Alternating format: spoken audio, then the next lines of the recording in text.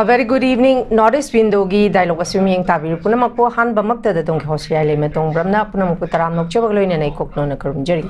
Ngasi Northeast Window na khana ne na butong ta pok chari ba ngasi topic can BJP regain trust on public hari topic asini koigi BJP da koigi term anirak palabasu miyamna mangliba thajabasi halakpa ngamgidra hariba si matang da koi khana ne na butong ta pok chaba dumba makhal ki topic ni koigi Manipur da lishang shitna Congress na chahi taraga manga lishang shitna palaba matung 2017 dagi Manipur da BJP gi ahan belengak laki dugi matung amuk 2020-22 da absolute majority phangduna amuk BJP gi anirak su belengak lakli adumakpu 2022 gi akhoi majority fanglaba matung 2023 gi May gi tang ahum dagi maitei kuki gi conflict asina maram oiraga hauzik phauba warushin ma purakpa ngamdabana maram oiraga miyamna haiba BJP lengak asida pendaba mayam ama adumak phongtoknari masigi matangda akhoi hauzik tang kun gama thoidagi haurakanda khoi gi monsoon session chu hauri masigi matangda khoi gi president rule chu extend tobagi warol chu yauri lakadoriba 2027 asida pangthokadoriba election asida amukshu BJP gi hanagi former chief minister Nongthombam Birena absolute majority phangani habi statement amakak su thamli masida miyamna laiba situation asida miyamna BJP da thamliba thajaba mangkraba thajaba si matau karamna hanjilakadagi haibasigi matangda khanani renabgidamakta tongan ba panelist ahum lengshin bidro laire ahan bamakta da panelist ahum sakaminga konan takchabagi tanja dongtang myang phamda thamjage ahan bada khigi pabung khaidemani former acting chairperson MHRC pabung taram nokchari ani subada khigi oja Hemant Ningomba senior journalist oja Hemant basu taram nokchari ahum subada oja Santan Hakpam secretary general UCM oja Santa basu taram nokchari yam nungaijai akhoi matam gi oiba issue singda khananai na bugidamakta pogachari ba platform asida akhoi gi oja humna isagi mamal yamlaba matam khajiktang kaithokpiduna Northeast Window bu support tawibagidamakta hanna koigi panelist ahumakpu Northeast Window gi maikidagi thagat pa phongdokchari pogachari ba topic can BJP regain trust on public hariba topic asiga mari leinana ahan bawang se koi pabung khaide mani de lakjage pabung akoigi laiba conflict asi chahi ani almost chahi ani ga tha khara lae masigi akoi hauzik president rule su lairi president rule si laiba monsoon session asida extend tawgi warol su yauri masina maram oiraga khogi maitei madi koki gi conflict asina maram oirakanda BJP da miyamna Congress na chahi taraga manga palamba si miyamna pamdre haidana miyam gi people mandate among BJP da thajaba thamdana BJP da vote se pidana term anirak sura adumakpu term anirak sura bajo ahan bagi term da su covid ki situation amuk laiki ba handak sida su hek pai ba horok paga amuk 2023 gi megi ahum dagi haiba conflict asina lakshilak pasina mara moiraga waroshil purak pangam da basina miyamna BJP ki double engine sarkar government asi the thajaba thamamba du thajaba si yamna mangshilak pagi mami ma chauna tari pabung karigumba haiba BJP da leramba thajaba si karigumba miyam da regain tawki haiba taragadi haiba hojik laiba conflict asi tangai phadana conflict asi waroishin na purak pangamdana popular government amalengak semlaklaba oibe taragadi miyamna BJP da mangruba thajabasi regain torok pangamgadra natragana amuk 2027 gi election si tangai phadana masi phoba yengba taribra pabungi mot kari lei pawong tang thambiu can BJP regain trust of the public sadani thoni yengba ya topic itself sida Manipur BJP haibana tabanina national level ki BJP ki status aruga state ki budi mayamna loina ma ayamana su khangnare mapi sina sidaraba kanda state ki si adum yaugidorini ada mapi sina lingaga so state na ekta ma chitharadi adu sokte inmanga moidorimni aduna hanbada akhona yangadori BJP haibasi karino. It is a national political party. Maching enrollment magi members maching yang baraba. Prithvi manunda maching khadigi yamba membership si BJP ni hairi bani. Aduna adugumba party asina run tawba double engine ke government centre दा BJP ना अखोगे नरेंद्र मोदी जी ना late तौबा अदुगुम्बा सरकार नि सीथरकपगी मरमदी यांगरे सम ना हायरबदा India की vice president Rajya Sabha की chairman तो इसी की मरम करिनो खर खंगबा मी संगनदी इंटेलेक्चुअल संगनदी मसी बीजेपी की सुपनम तौबा arrogance of the Modi government नि हाइदना लविको इंडिया के चौबा नैन रोय सिंगना अदे खोइना सु पाबदा इबदा दगी टीवी दा निनरी मयाम सिदा अदगी मथक्ता अखोगी मोड ओइना तोंगान तोंगान बदा कनाडा दा फोंबा करिदा तोगिबा मयाम से यंगा डेमोक्रेसी की फंक्शनिंग से मोदी की मखादा autocratic style of election autocratic style of function असी तोबा अथॉरिटेरियन नाइदु ओइबा सुपनम ओइबा बीजेपी ना शासन तवी हाइबदगी दी मोदी ना शासन तवी मोदी मोदी मोदी हाइबा बीजेपी हाइब नतबा मोदी की मखादा लेरिबा स्टेट तरा रकानो लेरिबा बीजेपी ने लुसिंग सरकार की चीफ मिनिस्टर सिंह से आई दुनिया हाइदना मागे तौफम थोपद हाइबम थोपस अमत हाइबंगमदबा अदुगुम्बा मयाम मदुना सुम मथंग तौरपद चाही खरगी ममांगदा सैत्यपाल मालिक आइदना जम्मू काश्मीर की मदुदा स्टेट ओरिंगै मतमदनी 19 की ममांग हाइब तारे सैत्यपाल मालिक सी हम फबा बीजेपी की नरेंद्र मोदी की अचानबा मी अमा ओरमबनेबको वेल विशरनी मजमाना असोइबा अरान मखन लेरे हाइदना अदुगी पोतुदि कुपना हाइररोय सुमबदा असोइबम लेरे अदु तौरे हाइरुबगी दमुक्ता मासे थवोइना तौदे दैट मीन्स नंग तो हाइबदुनि मोगिदि राजनीतिक सर्कलदा प्राइम मिनिस्टर ना गवर्नर मा दुगा कैबिनेट मिनिस्टर मा असे नंग तो ओइना डायरेक्ट हाइदे अइना सुम खनबदा करिगनबा याम लेमना मसी आकोगे ऑनरेबल प्राइम मिनिस्टर ना खतम डिस्प्लेजर लेरम माले गायना हाइबसिदा दुम तो एबको मणिपुर के सुनी अदुना अदुगुमगी पोर्ट असिदा सैत्यपाल मालिक से माना खांगबा ngamdadana तोखी अदुदगी तोलकपदगी दि लोइनमक दोरा हुरानबा मैम दो हाइदोरे एदो जे सैत्यपाल मालिक आइदना मैमना तो ओपोजिशन ना गा लोकल इसे देन धनकर जगदीश धनकर तो इसे करिनो माजे कांग्रेस ना नत्रगा टीएमसी ना पामदबा बेंगल दा गवर्नर लेरमदा ममता बनर्जी का मोर्चुना द्रबा मागे थोकपा खर तौबदगी नुंगाइतदना लेबनी मदु कैनोना लौसिलगा बीजेपी ना हापिमना हापोदी अदु लौसिलगा सेंटर दा पुखलेरगा वाइस प्रेसिडेंट ओइना गवर्नर सिंहगी हेखनबा यावेबको अदुना मासी वाइस प्रेसिडेंट ओइना बीजेपी की कैंडिडेट ओरगा तो चंगीबनी चुमी वाइस प्रेसिडेंट ओइबा स्पीकर ओइबदगी दी पार्टी दगी वांगमदा लेरनी लेबम सोई अदु मंगनानी माना हंदर अखोगी मरक्तगी जुडिशरी की जगदीश वर्मा हाइदना अमा लेरम से हाई कोर्ट की अच्छी माँ की मयूम मई चाकपदा ममंग संगोय हाइतारे रुपा करोड़ 15 हेनबको अलाउना चामे खाए चामे खदिना तब माले अदु सम करोड़ मई चाकपदा यावी अदु जज अमिगी हाई कोर्ट की जज अमिगी मयूम द सी लेरम से माना लौदे हाइगरा लौबे हाइगरा मी खरना थमजिलिब्रा अदुदी व्हाटएवर मैं इंक्वायरी तौरगा कर तौरगा मा लेजरनी को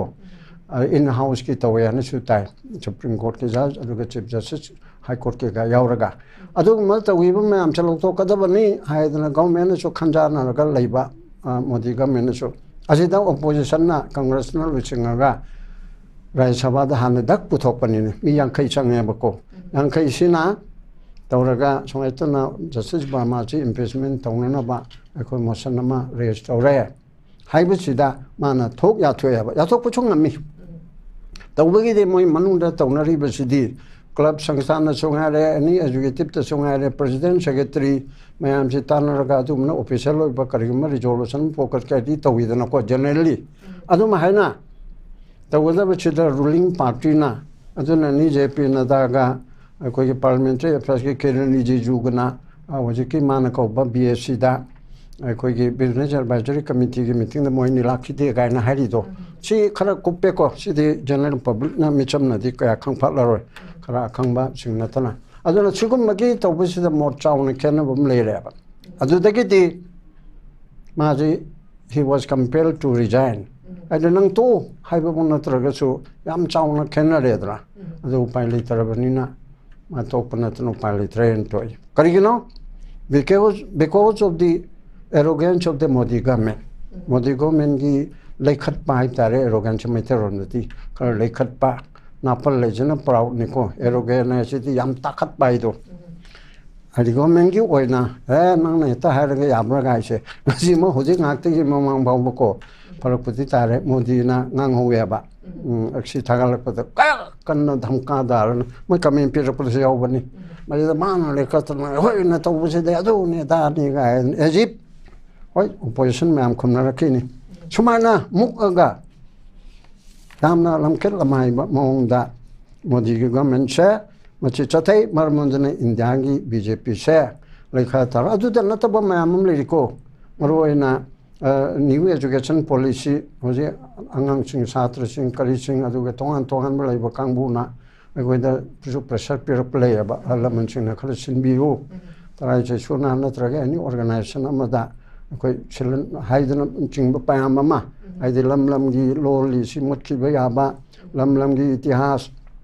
po are che ki ba ya ba adigi one party kari one nation one religion one election kaina hairak pa sigum ba dhara Hinduization ki pola ma hairagadi Hindu tabai si Hindu religion ki one te bu de haiba rasing ba di Hindustan Christian state memam lere Islam state memam lere Hindu gi leipa Hindustan hai bi de leiti hai na kan sakan na bo hona ba ko Hindu kangmu gi damukta di pharaga chu sidadi secular country ni Muslim memam le non Hindu memam le Sikh memam le amam le ko gi chu Manipur gi chu sana me hai ban chung ma leiri sigumba mayam masida man Hinduization tawrakpa policy program law si Hindi na tawrakkanam ne mapung kodam chupchalakpa South India da Dravidra Munetra ka jagram gi kangbu Sterling NK Sterling na chief minister na yarakta ba Kerala da yarakta Andhra Pradesh da yarakta ba North East da su phongdok padingam da ba North East da su non English speaking si ko tare ke manung da taruk mak oirimni ko Bengali Assam ga Tripura ga thamam da manga gumadi pura non English speaking na ba aduna sigi leribo mam sida maya da mana subchin na ba unique port ama tawna ba federation gi federal oibigi structure ama thugai na bhona ba sina BJP gi mamangda Bajpai na tawramba phajaba aduga Modi make chu first chapter da ahan batam da tawrami ba adugi mathang second am chung thar chathar pasidi port amarom da lakhre aduna machi regain to basi wagani chomi bharat ki oina regain to ge na haraboti poina ma khaktang haram ya juga Manipur da lake bharat ki oina di hai gi bawang base machi soidana ngakpa adu odi regain to gani kare hana chai humdra ma ngabu surabadi akoi ranji de ki potha si sason paibedi pawal paibedi potha si lodi na te ko magi principle ma hudok cheba mana prime minister ora pada 14 dagi aduna malam wedana magi mathak thangba ma bu takpi ba tambi ba ngamba LK Advani aduga muni Manohar Joshi adagi jaswanta ma amam le hare lo na tohan gare Manipur da so akoi ge madam kanoma Muslim hanliba aduga su 76 oropada masu tum tokre leihiba yabani aduna sigum bagi mayam sida awnazma hetulaba adu tokre aduna adagi kanogi Gujarat ke chief minister oram BNP madam do adu governor oibine kala adu su tokpi phimda lairma loina tokna si haidun tokre ba then magi yore mayam silawna re magi boss makte habiadre Mokhegi Thorakpam RSS ki chief wariba Mohan Bhagwat na say umrang na surdi tongna say nang to haibedi haibana traga so ai ju umrang sore sudore ai ju to na bare di lere haibra tawraga tokna si na hai mas to ko tra to idra khan mas mana to ba ai anje modi bo pamde bi kin na te ko magi principal to nga ba then India go na regain khala to ye gain khala to ye then Manipur da la khanda saming khabra Manipur da la khanda na Manipur ki ti first part ta birena uchingma ba memse ai thagal ami ai ba yaning ami ai BJP pambanate Congress pambanate adubu Narendra Modi ki fast part tauba kara sengdok pado adagi Biren ki fast part han batam da tauba magi chapter 1 da tauba si yes achi anyhow masidi kara fani hana khalam ba then second time lakpada Modi ki sima mong tadre according to me lana individual na Modi ki wanate magi safon mong che then Biren chu lana Biren nate magi second time 22 digi hauma aduga 23 Megi matung da tawraga chay ani makai ram sida tawrib si yongraga pura sarbana sare ba ko karim ta hawgat na ngai leitre ba sida kai khang de kan ko dongna BJP gi spokesperson khang de kana khang ai la nai on de hai ro mo na khoi de phom tawri da hai na khali de hai adu ikai da rai ni chu hai ningi aduna manipur ge leiri ba phibam sida di BJP si hawgat pangamo hawgat ke haddi yadi ai ko upananta lai thobare di le kari toraba drama sanari ba play toriba BJP ki legislature sing se karjakarta sing se organization pari ba aduga assembly da leiba legislature contract taret kanodagi changap patar yauraga contract taret chine ba hawgat laba taptana no ba tho ba pani saching tharak pangam ba homini thala alaba adigi che maitei gi torasanpu da kangpokpi da more da hani mapun tahan bangam ba aduge tammanana moigi kuki ari ba sing chu han tampak ta le ji tahan bangam ba yes well adordi regain chi phajana tawgana pura chot to ba koi na yamna nungai ba mong oidraga chu hana mang ji wi jato adu ngamgana adubu hai ri ba lei ri ba step basina ai hun be wa na te individual na papa matik saba yam le ram le pula BJP ki legislature ruling ki legislature hai ba sida magi political system sina moine karim ta ngang ba ngam jata banina amuk hana regain to ba gi wa di hoji le di sing si sin doctor di mo chok loi hai dan ai go opinion ona thamjage okay Thank you very much. Sagachari Pabung. Makatsa Jaboine, Oza Hemanta the Lakjage. Oza Hemanta Nakalamarum da Quickie Congress the Chahi Taraga Manga, the Shank Sitna Palava Matung, BJP 2017, the Gihaure, 2020-22 Gi, Anirak Suba, University Gi, Quickie Megi, Maite Cookie conflict, say Oza Howard. Masida, Hariba, Maite Cookie conflict, say, Tuandra Hoza. Si Oibetarga di Miamna BJP, the Mangli with Hazabase. Masi conflict se thom draga di habdi aham bagi the su first term loiraga anirak su term the su people mandate the miyamna yaraga elections se mai paga majority phangaga anirak su term se party ne adu betaga di May 2023 gi maitei kuki gi conflict se ta seng na mangmasi sung thoklam da betaraga di miyamna BJP da thamli bet hazaba se oja adung masi mangdana leiram gadra natraga Kari wini yeng be oza, kamay tham hai oza tang tham. Akogi party ama hai tare ko BJP su party ni national party ni mau na thaja ba thamba natraga na mang ba hai basi ma na miyam gi damakta tawuri ba thok mayam sing do aduna adu matung ngane hai tai ko aduna hojikti mamang da torumba mayam ama tawribra tawdabra hai ba khangdaba mayam ama yaure hojikti ko Sini am lulu di, kau ni itu sini. Aku ki, banyak pun nampak nene yang siapa kau. Aku ki Manipur da vote pindah mesti, kamai na vote pi sistem mana le, nampak je aku using nene bad biaya. Aku tadi Manipur tadi party tu yang kalau belongs to ti. Mayam se kau party si yau tu betina ti yawe. An bayang beti, saya mai magi mi hai besini, bayi mi ni ko mati hai post sabe kau. Asal nak kena Delhi Romda or na atop station dana party the base tawi aku na party jina secondary oiraga sabi si kenaba ani simi yeng ni ko simade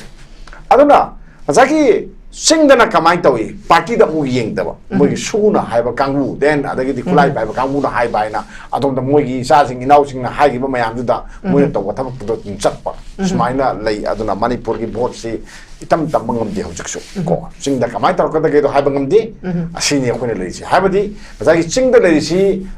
sauragna hoi 20 seat company ko lei si na tra 20 seat si karam mai kai da lak to no se BJP na phanayam na phaba thamak tor ga su ko ora da kana congress na pale am na phaba thamak tor ga su moi gi lisat na ma lei ba ko moi apa ba moi sana bi ma lei bani na moi da to bani na akhoi na vote si emily kun gi marai bak se akhoi na masi bjp ta lakani congress ta lakani sa hai ba ngamte akhoi na pa ba ngami du di hayeng vote sala ka da pa ngami du di bjp ko ga su madu di adu ma kangu do ni ya ba kangu ni hai ne ko adu da akhoi man da sum phagi jugai oi to na ka da lai emily si kana no singi si emily si kana no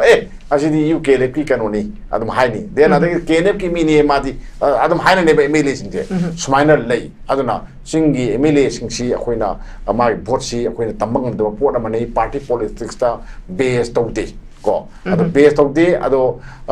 hai singba kanguna center ke hai singba kanguna kamai tawge moisi pairga purga satpa ngami amu haiduni union home minister misal lai laga maga wari chanai ado mayam ge mateng pangni mayam haiba yane na hagi bani ama togi bani ado ba khoina hagi ba khoi yana gi du kai tawrgi gai hangna rei je ado shine ba poche pai ba hai ba sibu koi smile le tapaki jadi kamai tawre tapaki di khoina khangi dungai ai chaije duni jagi local leader ne na hai local leader je karam leader hongdi sen pai ba ko mayam sina haiba se yaba ko adagi di pesa sapangam ba kamu do ina sabi sumba mong sum da bagi hai tare ko sanabi mayam sina maram moiraga akhoi khunai ji sum rekha tare adona hojikti awon ba manipur ama proxy hai targa di akhoi ngasagi electoral gi vote hada bagi system je se da mire ore be sing su ada vote hada ba khoi su hong ba tangai phada bagi pot ama lai ko ado mayam campaign ama lana gi gani ado hojikti ka dore masagi thambigi ba wahang duni ko lakpasida mayam na yenge akhoi manipur gumba laira ba station da yenge center gi mayon yam yenge ba ko kai yenge kada center da government pai ba se moina pari banina akhoi sara helo do winning e moida vote piraga akhoi je nungai ya pagada boy ninge ba khoi miam na tasama concept lan bani ko si concept lan bani ko adugumba akhoi gumba mayam ama lei banina BJP na kayo kanda double engine guy ni hai se ching ga ta hau da po ga da pu ba ya ba dong na kalle ba ko akhoi manipur si kayam kuire moina pubire se moi ga ya la ga double engine sa lai se yenga si sahi ahan ba tam du ma BJP ki full tam pai re ko kari akhoi no ji pu lokhot pa ya ba kari tau ge sin kari le hu ge sin tau je kari le ge have je tar ga le hu ba pot ama ui ti ba ni da tabak tau ti ha ba ti na che ko tabak kha torong mani gar meni na adum tawi lambi da har national highway to da phana ba tawne harami ado national highway kano si akhoi ade ukul lambi da den ade ya top lambi mayam da kano gi kari hata jiri lambi ga si european ta dong na ta ba ya no shem ni harami ado adum oi de na sa sungba mayam ma so adum yaw da banati aduna sumaina yengka da akhoi na center gi mayon su hojik yengka da hojik gi ngasagi pot palam da di phaba oje ma thoi se zagi leram dragadi moina oida bangang bakara ama to bakara se sida khoy dum khara dum phane na lobi ya ba ko khoi gi film se habadi zai acho ba irang ama thokhi report ma leira banina thokhi bo oi taragadi adu gi pot manil khara khoi dum lei na khoi lobi ya ya ko adu gi dudi zagi leibudu adu na ta ba pot ama hojikti issue ma sakre khoi loi khangi ma pon ma issue ma sakre sali ba issue se akhoi si hingadra akhoi si leigidra haiba pot ama shigadra hingadra haiba pot ama akhoi si ta lae ba ko si lak question ya khoi na yam na luba tan pham ma khoi no ji uri se aduna si yen kan da BJP gi aruba tan pham ma project se mayok ne haiba tai ma BJP gi aruba tan pham ma ji kaino center da BJP na lenga pai raga su ko center ji pan ba ya rakte hu ji na yam na center gi BJP ji pan ba yati prime minister pan ba yati project ko union home minister pan ba yati sikari gi no pan ba yati sikari gi no hadar ge manipur gi miam na khaurang ba matam da ising pitakte moina sumi ko mi da khaurang ngai du ising pitak ka da khaurang ba lore ka ising pitak ka do no cheni ising pitakte manipur gi miam na khaurang ba di kari no manipur da lei ba irang se karma matam da lusan ba karma matam da kon bai je adu ne ba lai sing je ko ai gi sa sing kamai tong ning kha tam na lai taman ba phangani ai gi lai pham du da ai gi han pham du da karma matam da hanjan bangam ga da ge ko ai bu thu na hanjan bir di nuai da ko madu lai putsi je hingdoi ko ai shir ga su ngom matang ai gi yum do tum jar ga si jar ga di nuai ni ha mi mayam ama lai di se masi khaurang ba ni miam gi khaurang ba miam gi awa khaurang mo mayam sing do ngasi gi center gi BJP sina piba ngambra Yes. Manipur gi BJP na piba ngambra chi level ai singje aduna BJP panbada Manipur da miam se tangkhai ma khaibok ma hai se ma har gum siko khaibok ma di hulang na hallabani ko hana di center palamaga center da BJP na pai bani ko da khaibada mun na pare ga di akoi hindui ne natra akoi cha doi mi ne natra akoi tolo phadala phangani ana double engine hai da khoi yam harawrami ko hojik di double engine du yadi ko yade center gi gano se BJP se panba yaraktre Manipur da atai state adi khangde atai state ki di yam phaba yai ado Manipur gi oina di khitang nungai taba ma thoe se ai swai da ai thamninge ba ko adian atopa ma mulasi Manipur da hojik se khoi gi center gi BJP su pele ado Manipur gi BJP double engine gi engine lama so pen kare ado engine lama na hojis kamai tawri ge do mayang khamgi ram gani engine je ka calling char ga lere ko lokap ta lere MLA sing BJP ge MLA sing lokap ta lei ado party gi workers sing je kari tawri gono hai ba khoi khangde natra chima loi lei ba ko aduna party se ke dore party si miyang gi thogol tawdi ba party ni habadi moi di kaino moina maram oirga mayam si purga sakadoi ni mayang chamin na ga doi ni chamin na ga doi ba mayam pugodor ba mayam do pugador mayam duga masai singa thau ga tinabadong na BJP panba ya ta mi du da kamai tong na BJP na salaga changudo no sini sei posi lae ba ko sei posi khoi masana khanga da ni ko hojik si sumaina lak pasina sum lak pasina BJP ga miyang ga punna saminari bra hai tar ga di ai samina ba khar wa le hai ne ba ko adu ka dore ai sai aha ma thamjagi du ni ko election hai ma tam study BJP gi mai yeng bino ai gi yeng biu hai ba da akhoi di sat le akhoi chali ko akhoi di ma BJP ai da vote pi ni se ai BJP da vote pi ba nati ni ai di Thomas da vote pi ba ni da vote pi ni mi na sine ba santa nata ai di BJP da vote sung pi ro ko ai pi ro wasakram ni adu nang oi be vote pi ba ni ko hai ba ngamim ne ba Manipur se ko sumi ko aduna sumai lei bani na akhoi se BJP na pura tura tuna tubi aba matam se hojik oe ko matam kara lei moina phajana miyam gi aning ba apa ba mayam chung si yenga thabak to ngamna na bo hona jarga di moju recovery khare lei gani aduna Manipur se mamang da zero phangi dana BJP na adu yong na mak ti phangdraga so ba ko phibam si khara pharoi-dra haibe pot ama lae hojik ti aduna matam dai ngai da warning ama pire bel ama pire hoji kang ye ni ko BJP da noi section law noi se MLA su mayam na penadre party da su penadre center da su penadre penada bagi maru maram di anchor na thaina ga chat na bo honari ba ngasagi yam na luba potu ne ba ko ndi ai gi khong ikhuchu ka aba ka da nang hingu ko nang adum hingu ko ha ba si ya ba pot na te ba ko adu hing ba na te ba ko aduna kwai luba pot ama ne ba communal class ama thorpa communal class na maram war ka da khaibung tana badana tana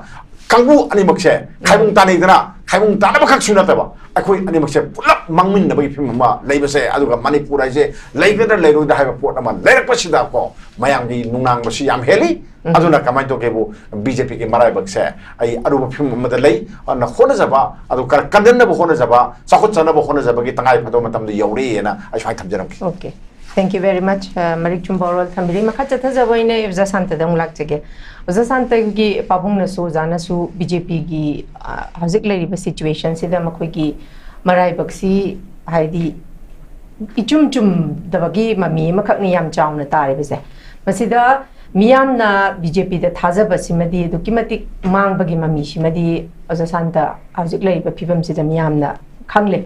si gi matang sida oja khoi gi pabung na su pan bigi ba ngasai Prime Minister Narendra Modi si 17 September 1950 de pokpane September gi lakadori be September gi tang taraga taret sida masagi chahi humbu taraga manga che chap chana suga doini masida kari gumba haina gi bagi warol gi matuina magna resign tawrga di Manipur gi context na ta national gi thak ta di regain BJP de trust regain tawba ya gi room mama lei haina pabung su thambiri ba masig matang da oza santa gi mota hauzik BJP da thazaba mayam mangsilap pasigi matang akoi gi Manipur gi context amadi national gi context da even hauzik magi birthday 17 September si lak matam da Prime Minister Narendra Modi si resign tawdori bra haibisi matang da oza santa gi moti kari kamai thamini ai adu mata ke mai ning de ma modi ga bjp ga personal matter ne ta ka su leiti moi mata nei na bai ko ma thong na te adu ma wan mai mata nei na mata ma kan de te am cheng na da ko ma resign taw ye taw ro ma ya kwa mani moi internal party matter ni ko sai gi bjp gi lekha ta ba na tra ga ta da ba se si mata je kro ma je ge ko Manipur praja gi waina BJP je hoji bo lekha ta dri ba yam somning ba khoi do yam thit ba akhoi ma taru na pa ngang mana ta na ko mamdi single BJP gi member am bo ngasi bo resign tau sa ya kalam ya de siam waras bo da asiam waras bo da yeng ko IDP manung da so BJP gi membership card pa mi le ram ne ba IDP manung da IDP si ware ko wa ba am war ba ni ko IDP member me am thola ngasi bo da BJP card am bo sikai bo udri yo 40,000 na IDP layer ko sikai bo udri yo khoi ma bang na appeal to re na party de resign to si BJP membership de resign to si hai gre ko si so ma am ne am hai gre ko individual club na su am hai re na si bo single mi bo BJP de gi resign to dri ba aduna machum je lakhini hai ba asa je praja bhajan lai hai ta si ma number 1 ko khoi machum ja hing hai si ma khoi ya ja je khoi ju ja hai je ya ja je mam de khoi sai chen to lam bi bhajan lai te BJP ke khana to de khoi kamai hing ni si problem ji am chong lai secondly BJP si magi party se masi BJP di afab ne noi leader phatab ne ai se madi am phana ut na ba yam kan na ho ne re se sim de ko ya ga dam ne ba mam di akoi gi leader jing ji hek saga pai ge har ba asona kan gi kangbu mana ya roi har kani kangbu na mo akoi mi kuntha le re kuntha thoi le re mo ha kani akoi di mi ni phu le ya bo yaw gre ba tamo yaw gre ko 40 le ya bo yaw gre ba 40 le hai ba party se si gi party gi president jina ngasi bauda ko ngasai gi MLA taret separate administration tali se masi gi mathak da ngasai ke rosina akhoi gi kerona Amit Shah na su Manipur gi kari umam da Manipur da sigi problem solve to boda Manipur gi governance ta territory da karim ta leiro ye je haira ne ba IM gi matang no moi ne am haire ko adagi Sambit Patra na 100 times press meet to na haire ba adu BJP की party की BJP की असोम में मतंग ने कोई high ऐसे को party उस तभी न थे को मसे आई ना ये जनरल ऑब्जर्वेशन दो ने अदर मसे दा BJP पार्टी की प्रेसिडेंट जना पार्टी की डिसिप्लिनरी कमिटी ना नसी बाउदा सिंगल MLA हम तो दा मणिपुर की पार्टी ना हाई वा मणिपुर काय रो यारी दो अदु की मतकता पार्टी की स्पोक्स पर्सन ना हाई बा नॉर्थ की इंचार्ज ना हाई बा को अदई ऑनरेबल होम मिनिस्टर ना हाई दो अदु की वांग मदा पार्टी की मी तरे ची मनुंग दा अमन वांगांग को मतम दा ngasi bao disciplinary action lo gi deo but mai ba thiba suresh BJP gi da mak chong thok ta sang da ngang nu pa do aduna kari ma chena ma hayu de ko ma on the warning to we relevant oi ba constitutional provision manung da ma mai mathak ta action lo ni habi ba ina o de ko khalai o ba BJP kyam son ge je internally na na ngam ba se adu kauthoga se mane kai angam adu kauthoga se akoi ma internet party me ter ne ma gi tu nei na da bida mai nei na bai na te da bida ID mai nei na bai na te ba emily tawi aba khoi gi miam gi mayok te leiba mari moi na tawi aba mani ko mai to wa ngam se adu su kanana hai ba kaim to roi na hai ba kanana union home minister na kanana notice ki in charge Sambit Patra na kanana BJP party president na moi gi manung da member oi ba mi tare chi manung da amana anti Manipur anti state wangang matam da party na explanation call ko ngam de notice am lo tangam de whereas Suresh na ngang da di moi leidna moi gi phammu na bai di ngang gan da di Suresh da notice thajal le ado da di where is the party operating party je miyam gi da ma operate to bra na traga party je pham pam gi da ma operate to bra hai je akhoi ubam thok tro ado si una akhoi praja je BJP de gi kanam resign to de quite a good woman. I Chosan Burdadi, BJP, Masagi, online enrollment, the Masing Jimmy Yam and Roll Talk Teva. Kangpo with the Tiam Zanimize. Kangpo with this is a BJP online enrollment, the me, I am a have. Okay. Subject to correction, Yam have. Other people na BJP at the Ivy Rava. Who is Hobby, Hiveneva, Hobby Hiveneva, Hoiko, BJP Toro, Nasi, a Koiki like 7. Kana no na mamang da koi na resign to ro resign tawsi political party de resign tawse hai kana lekai ki club ki worker mayam tholok na MLA ki mayum da ahing yare ga sangi ba mayam do kai sakra ge ba ngasi le ngak semandre noi na sangi ba MLA jing do free ta le re ba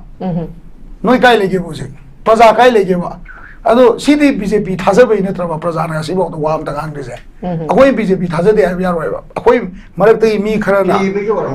ki bai oi ra mo oi ngang de ba hajik su ngang su MLA ni dola ga muka akoi monsoon season mo ang da lengak se mani hai re ko yes hai re ba to lengak se man re noi kai protest to ngam mi ge ba kanan ba ga na governor gi mayum da nungdang changsal le ko no halaga unlimited ban nam ko sale mayam saudan ko re ko kan da moi Delhi chale ban withdraw to wale mayam na yadav de ban withdraw to re MLA mayam do adu da so mu ka governor chang mure ba koi sagar sem na ba che pisal lu re akoi mi kanoni kudra ga ni thoi ni kun ga mari ni pisal lu re wari bo ba adu gi mi mayam do karai le ge ba noi praja gi dama kai to ngam mi ge ba aduna ai gi mota praja je uji BJP ki support huji su tawri tawdabu aina ai gi miyang de di kamai tawge ganda praja na BJP ki support lai tre haben no miche kai ugadab no hai ganda MLA sing siga NBN sing kamai BJP yaw gi ma BJP yawam dai na kai hai ge BJP yawam dai da hangang kendra gi wakadi asomna ganda MLA tari te no ngai ba manifest the state where BJP ki spokesperson BJP ki home minister adusu union home minister moi mayamna state ki subject ta karimta kai leiroi si central internal matter ne moi ga koi ga state ki thuai be matang da kaimta nei na ba leite har bauda somle nga ko matam da MLA sitting MLA da ko adusu assembly ki sitting MLA da explanation call ko to party to na party na suresh ta to maine iragadi has the BJP permitted those MLAs to speak against the state? It's a big question. Party explanation call. Public meeting. But Suresh case exposed party.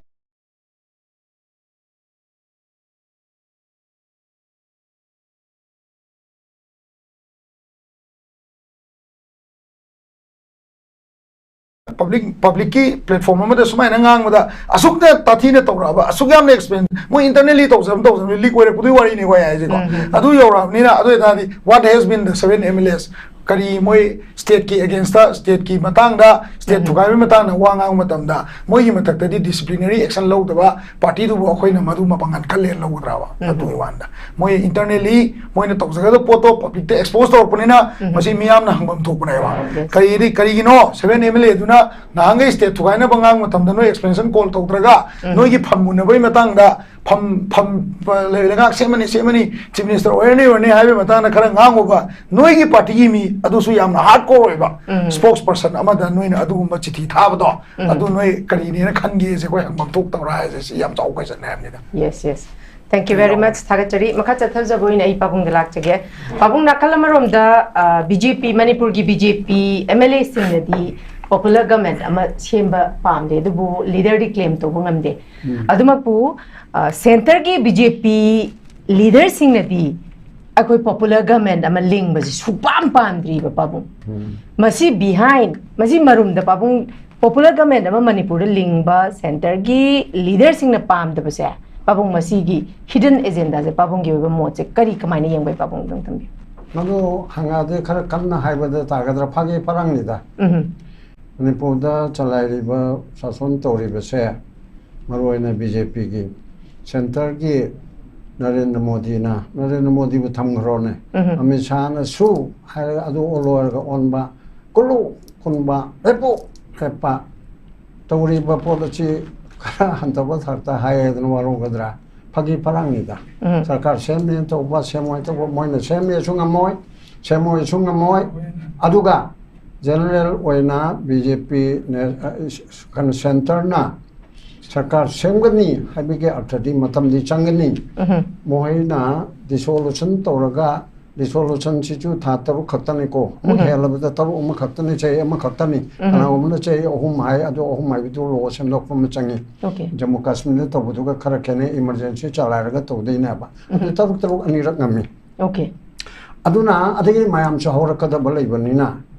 taruk amaga natraga taruk amaga chalai re haraga resolution to raga to burdi moi amma babaka roi 40 dila na 4 du ka thalaga 0 du oina la kane ba achi ki pon achi leibanina center na aikoi leiriba aikoi na piriba mai poison phai phate ga na koi na khali je khaitani da amisha na adi moi expert board ki expert tongan na lebo ko me da pradesh ki na musulai krai di lai manipur ki manam yam kanna khangba mayam am leba si tawrdi ani si tawrdi aro si moi kopna khangmana ba aduna sarkar di soidana sengmana ba madu hayeng chamde ba thama ani om da chamde ba yai matangi tarom de digi extend to udripse si chu extend to re ba na te ko koi praja si lan locally extend to na ba notice thamgare hai bani notice pukat kare hai bani khanadri ba adigi lok sabha da chu pothok tri ba kone henjin na agoi je karim kanda khangbam thokta ba henjin na khangba khama ya yaure manipur se khangodana har ga su adu de adu ni da na ira line he lai thok pugum ba sarkar chembam sum chemda ba ji center na tawning ba ta tawdor ba pot ni center na tawdor ba pot adu da election na se dissolution to raga election thengna ba di mo yaro he ba je pana amna paisa to we to amma to we to akan ba mong da thengna ka ni mo khangya ba aduna ne ba pot to adagi amu achai ge government na khare di to ba hai government na to na te routine matter ko we madam di sarkar am pal kain to de ba yaro do mama palakanda ayuki nangdangi chak ama chaba nangdangi chara am pi jere ba aduga ma thok pang thok da view thakera khanna gera nu pi ko yera wathi ngang gera dum tai ba yum pan ma ko bro yum pan le ma do ekoi ayuki chara am pi jere hawe ho to icha singi anungdangi chara am pi jere si bu ngai di hai bi si yum pan ma ko de ba atu ti routine matter na ba lang than ba ayuki nangdangi chana me da du to ba kot ba adu ne ba ga menna hanadagi chahi ani ki mamang da tori ibse central government na tori hai ba president rule sisu routine ne ba routine ji le ta ba yaro popular government la kha ma le ta sano bureaucrat ne na dum le gani bureaucrat chi di no mata mi ko bam to ho ga yaro chi chupa chi da bureaucrat che bureaucrat le tare hai na hai ba du yaro ba bureaucrat che popular government la pa da su aduga president rule su bureaucrat che dum le gana aduna khare tawi cheng cha khare yengi mithai yengi aduga jamphat ko li ka haibadu administration gi manung da chanba na te ba development lambi khare semi thong khare sai adigi lanai yum sana na ba mla na ma gi pocket ki putho ka tawi haibe se they are not mla ma gi responsible aduga ma gi duty gi manung da lai te ba city lai kai club am su tawi ya bo na ba aduda praja sa santana har di mana praja singli adu ma cheng khare yen ba lambi am se ma yum ma ka chab asu nang da ni ko ponchi chu pa kau ga na hai ba ne yam pha khare ni da koi praja se ma se ai ki mind set chi da khare phaja da balon da ha ga dra praja loi na mak te na te nap churi hai do ai lon da da nap pa ga hing der di ya da ba corruption ya utra di hing ba ya da mon system chen ni ko koi capital system oi ba Indira Gandhi na socialist system chakane na socialist pana hapchin jarab so Khrushchev ki da mapana Nehru na socialist pattern society haram nadi ki mana thona padan ai di socialist secular hai bu hai se kanu da constitution hapan ne to jerim ne ba adu socialist to maming do oire ba miga mana wa inda do miga mana ba su krai de lege aduna bosism to ba amamo to ba tyrannism adu dagi di sage hari ba arrogantism autocratic oi ba mong da changchil ya ba aduna hojik lai ba asida akhoi gi praja sing na BJP pamagi na te ba santana hari do praja ma na support to hai di aisu ya ba ma MLA among ge lusinga ni ma ho mam pur ka de yauri ya ba khoi gi malak to ma malak to de chom de ne ga de har ga phachang re MLA dum chang ma yauri ba ko chang no hai ba na te adu gi lai ba ma se ma thwai na pam da na to ra bra hai ba khoi gi mind se sida lai ra ba na yam le pa ni poverty ni thabak phang da ba ni corruption yaw da na hing ba ya de ba hoji che corruption ai na pam de ga na hai se ai chi ma wa lo da ba ni corruption yaw da na सोर होन भी आती है बा जी की system सीधा capital system in India Indian style of democracy असीदा अखोगी मसीगी डेमोक्रेसी से is based on corruption the based मसे कक पछुंगम ngam करप्शन याउदबा इलेक्शन अमा कलाय दिले खरा हंथन याउबुदि लेबे याको केरला दा हंथगनि कम्युनिस्ट पानबले पाक्ता बेंगल दा ममंग दा हंथरम मे बट करप्शन हाइबसे फेस्टिवल ऑफ करप्शन नम ओइबनेबा अदुगी पोर्ट अदु ओइबनिना अखोगी होजिकी लेरिबा सिस्टम सिदा प्रजा सिंगसिना हिंगना होनबदा मदुना मरमदन एमएलए दना पगमाइते हिंगे मै ता होगले हाबिदे नतेको सोर खरा होंदोकपगी भाबसिदा लेना एमएलए सिंगसिना अदुम सानरेबा मसै सानतनाइदो चुम्बम यवेबा मै बीजेपी की मोंगतादा आई तोए हाइना मै मंगा दा मानोने मंगा खक्ता तारा को मै कोन्ट्राते तो हाना हाइरुनु मंगा तारो खक्तन अदुगा तोरग अमा खक्ना तोपदि फरक तानी मंगा तारो मै ग्रुप अमु ओइना कोइ सिसि तौदरदि लाइबा तांग अमा दगी दिना कोई तोए हाइना हाइबदा MLA Digi तोकनो BJP Digi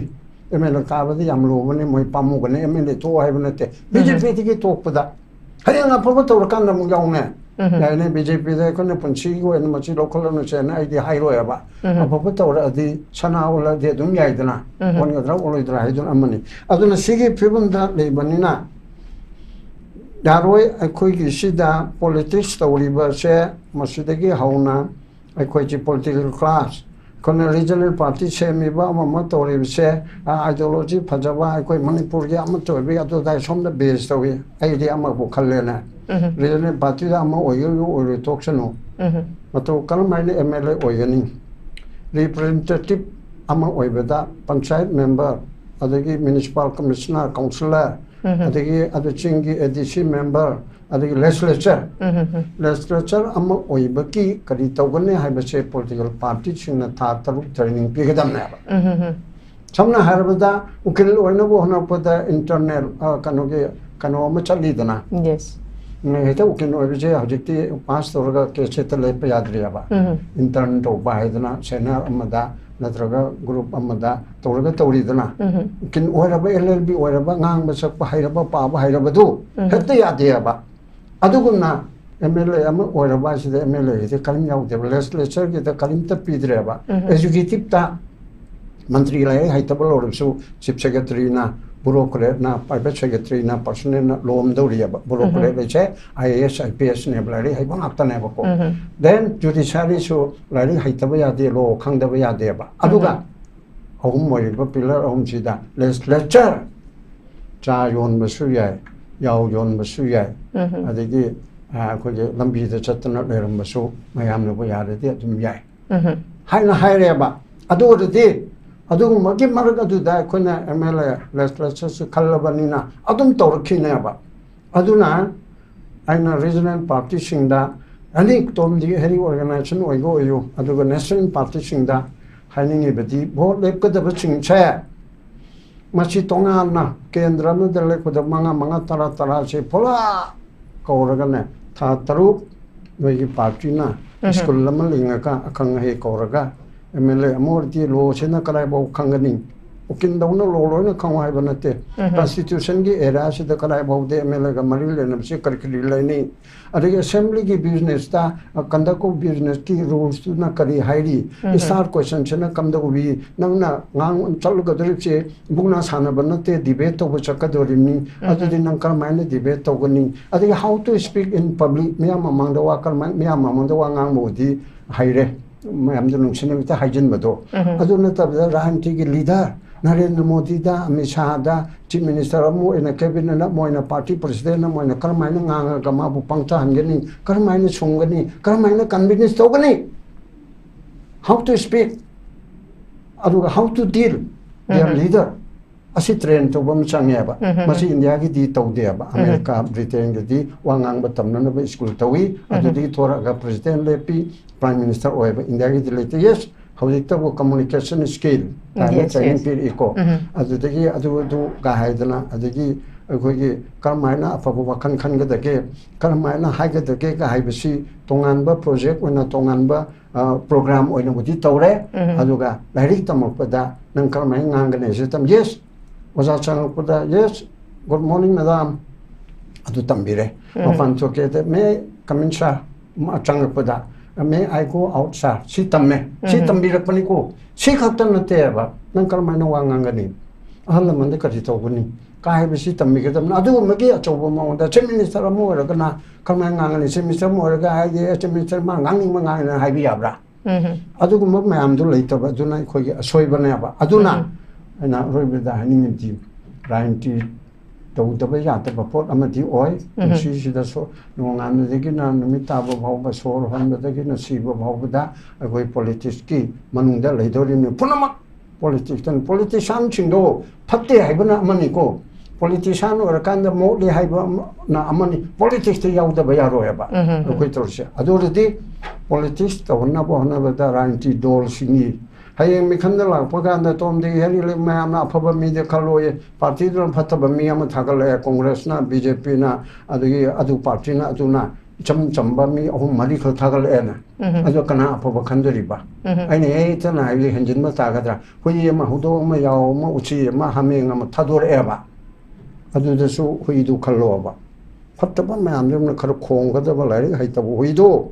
uchi dagi di haudong dagi di saji dagi di mani hena pan o saji na babsu ye adu khallo ba adu taseng mati mi oina masai gi pot adu karam na ngau ko de assembly da ai kari to go ri no hai be se adu to go phaya ba adu na ta na khongban ko pa ko mle de khongban ko li ai go mle de yom ma sai ai go mle de ai gi chan pa gi ming chan ba de ba sa pa ngam min ka hai dana adu ma tawri ba adu kwadi maroi nai khon thi ga tri che mla man la nai pa sa pu tho ga yum sabi ni na ro la nai pu tho ga lambi se man la nai pa sa pu tho pa yu bu adu ma kar practice tawri bra si chu thi bra si ma chu thi ro bengal ko ma da thi ni kerala ko ma da thi ni mla man yum yang khai sa ni di yum lak amam da chang ma do lak yang khai na to krai din na de ma mat pa na mai to lo ka sai ai je particular mla da hai ban na te ko aduna adukum bigi mon se da ko chi pangai le bana ai ko puna mak som na re da aje puna mak che me de an la ga da bani ukin na case pu ka da bani adu de ge civil society chanta ko na ma du ge dam ta yai ge da bani ko lo na de ge la lo bo so kana ta udre sakar chu kana ta udre praja su kana ta udre kari no se punoi lo me na ra bana ai su kan to ngam dra ai su ni na tre malam dia aina puna ma si gyan tan mangam te sonja kharab aina kana gyan tan mangam de no aduna koi puna mak somin nei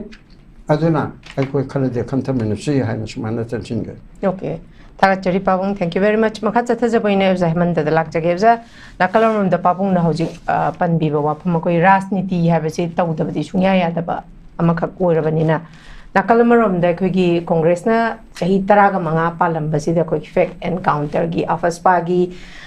sugi moina linga maga BJP na makong cho maga leire no jamayam hainarim ne dui mathakta 2003 gi da any cookie tribe si ST the enlist overgi suma mayam si gi matang si da gi chahi tranga se congress se pamdre BJP si blaga phagadra haidana muk leire adumak pu conflict se tholak pa to tongan ba se da BJP si muk thaje dre pamdre adumak pu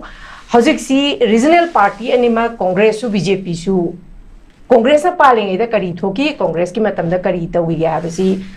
miyam na khamdana leire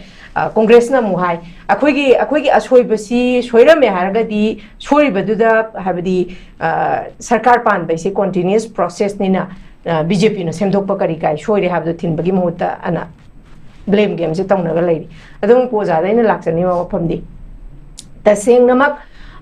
hari ba khoi gi national party si degi BJP Congress si deki kitang na thairaga pabung na so koi regional party wa pham je thambiri regional party ma lingi harga so mu congress ta yawram ba BJP da yawram ba duna mu changjal laga shema ga dioja hamu dum ta dori ni ba ga gi all wine in a new bottle hai do oza adum ta ga dori bane ba 2027 da election ne ba oza sigi matang si da miyam na congress national party ni mak se anda pamdre dui targa di tangai padana hojik je khoi je regional party ma tangai padana ling bagi matam amsu oirabra haina khalle oza kari thambini khoi akhoi di politics to mi di natte ado ꯁꯤꯒꯤ ꯄꯣꯠꯁꯤꯒꯤ ꯀꯩꯅꯣꯁꯤ ꯑꯩꯅ ꯄꯥꯎꯈꯨꯝ ꯄꯤꯕꯗ ꯃꯤꯌꯥꯝꯗꯤ ꯀꯌꯥ ꯄꯦꯟꯉꯥꯏꯗꯤ ꯑꯣꯏꯔꯣꯏ ꯍꯥꯏꯔꯒꯁꯨ ꯑꯩꯈꯣꯏꯁꯤ ꯃꯌꯥꯝꯅ ꯁꯥꯏꯠ ꯂꯧꯕ ꯑꯣꯏꯅ ꯂꯧꯒꯅꯤ ꯑꯗꯣ ꯁꯨꯝ ꯌꯦꯡꯁꯤ ꯈꯔ ꯁꯨꯝ ꯀꯥꯕꯛ ꯁꯨꯝ ꯅꯩꯅꯔ ꯌꯦꯡꯁꯦꯕꯀꯣ ꯑꯗꯣ ꯑꯩꯅ ꯉꯥꯡꯒꯗꯧꯔꯤꯕ ꯋꯥꯁꯤꯗ ꯑꯁꯣꯏꯕ ꯌꯥꯎꯔꯒꯁꯨ ꯃꯌꯥꯝꯅ ꯉꯥꯛꯄꯤꯌꯣꯗꯤ ꯍꯥꯏꯇꯥꯔꯦꯀꯣ ꯑꯩꯈꯣꯏꯒꯤ ꯍꯟꯗꯛꯀꯤ ꯈ꯭ꯋꯥꯏꯗꯒꯤ ꯏꯀꯣꯟ ꯀꯣꯟꯕ ꯏꯂꯦꯛꯁꯟꯁꯤ ꯀꯔꯤꯅꯣ ꯏꯂꯦꯛꯁꯟꯁꯤ ꯌꯦꯡꯉꯨꯀꯣ ꯑꯩꯈꯣꯏ ꯑꯦꯝ ꯄꯤꯒꯤ ꯏꯂꯦꯛꯁꯟ ꯄꯥꯡꯊꯣꯛꯏ ꯑꯦꯝ ꯄꯤꯒꯤ 이렉션ꯁꯤ ꯃꯌꯥꯝ ꯈꯪꯕꯤꯔꯝꯒꯅꯤ ꯑꯩꯈꯣꯏ ꯁꯤꯗ ꯄꯥꯡꯊꯣꯛꯄ ꯅꯠꯇꯦ ꯏꯟꯗꯤꯌꯥ ꯄꯨꯝꯅꯃꯛꯀꯤ ꯑꯣꯏꯅ ꯄꯥꯡꯊꯣꯛꯄ 이렉션ꯅꯤ 이렉션ꯁꯤꯗ BJPꯅ ꯀꯩꯅꯣꯒꯤ ꯑꯦꯕꯁꯣꯂꯨꯠ ꯃꯦꯖꯣꯔꯤꯇꯤ ꯐꯪꯈꯤꯗꯦ ꯃꯌꯥꯝ ꯈꯪꯕꯤꯔꯝꯒꯅꯤꯀꯣ ꯍꯧꯖꯤꯛ BJPꯒꯤ ꯒꯃꯦꯟꯁꯦ NDA ꯒꯃꯦꯟ ꯍꯥꯏꯕ ꯋꯥꯅꯤ BJP ꯃꯊꯟꯇꯅ ꯁꯤꯡꯒꯜ ꯂꯥꯔꯖꯦꯁ ꯑꯣꯏꯕꯩ ꯋꯥꯅꯦꯕꯀꯣ ꯑꯗꯣ ꯃꯥ ꯄꯥꯔꯇꯤ ꯃꯁꯤꯟ ꯃꯃꯥꯡꯒꯤꯗꯗꯤ ꯀꯩꯗꯧꯔꯦ ꯃꯥꯅ ꯑꯦꯕꯁꯣꯂꯨꯠ ꯃꯦꯖꯣꯔꯤꯇꯤ ꯐꯪꯉꯤ ꯑꯇꯣꯞꯄ ꯄꯥꯔꯇꯤ ꯃꯌꯥꯝꯗ ꯃꯥꯅ ꯈꯣꯜꯂ ꯆꯠꯄꯩ ꯋꯥꯅꯦꯕꯀꯣ ꯍꯟꯗꯛꯇꯤ ꯃꯌꯦꯡ ꯇꯥꯔꯕꯅꯤ ꯍꯧꯖꯤꯛꯁꯨ ꯀꯃꯥꯏꯅ ꯇꯧꯒꯦꯕꯨ ꯅꯤꯇꯤꯁ ꯀꯨꯃꯥꯔꯒꯤ ꯄꯥꯔꯇꯤ ꯍꯥꯏꯇꯥꯔꯦꯀꯣ JDU ꯁꯦ ꯃꯁꯤꯅ ꯊꯛ ꯂꯥꯎꯅ ꯃꯣꯗꯤꯒ ꯀꯥꯏꯅꯈ꯭ꯔꯕ ꯗꯦꯟ ꯑꯇꯣꯞꯄ MP ꯃꯉꯥ ꯇꯔꯨꯛꯀ ꯂꯩꯕꯗꯨꯗꯤ ꯊꯣꯔꯣꯡ ꯐꯥꯈꯤꯕ ꯀꯥꯟꯗꯕꯀꯣ ꯑꯗꯨꯝ ꯇꯨꯅꯤꯡꯉꯥꯏꯁꯤ ꯆꯥꯡ ꯋꯥꯡꯕ ꯄꯣꯠ ꯑꯃꯅꯦꯕꯀꯣ ꯁꯤꯒꯨꯝꯕ ꯁꯨꯕ ꯂꯩ ꯑꯗꯣ ꯉꯁꯥꯏꯒꯤ ꯃꯣꯗꯤꯅ ꯃꯥꯅ ꯒꯦꯟ ꯑꯣꯏꯔꯤꯁꯤ ꯃꯥꯅ ꯇꯣꯡꯉꯤꯁꯤ ꯃꯥꯏ ꯒꯃꯦꯟ ꯇꯣꯡꯉꯤꯁꯤ ꯀꯔꯤꯒꯤꯅꯣ ꯁꯤꯅꯦꯕꯀꯣ ꯍꯧꯖꯤꯛꯁꯨꯅꯤꯀꯣ ꯇꯧꯔꯤꯁꯦ ꯕꯤꯍꯥꯔ ꯏꯂꯦꯛꯁꯟ ꯇꯧꯗꯣꯔꯦ ꯀꯨꯏꯗ꯭ꯔꯦꯀꯣ ꯕꯤꯍꯥꯔ ꯏꯂꯦꯛꯁꯟꯁꯤ ꯀꯩꯅꯣꯒꯤ ꯑꯣꯏꯅ ꯑꯩꯈꯣꯏꯒꯤ ꯃꯅꯤꯄꯨꯔꯒꯤꯁꯨ ꯃꯔꯥꯏꯕꯛ ꯂꯦꯞꯀꯅꯤ ꯑꯁꯥꯝꯒꯤꯁꯨ ꯃꯔꯥꯏꯕꯛ ꯂꯦꯞꯄ ꯌꯥꯕ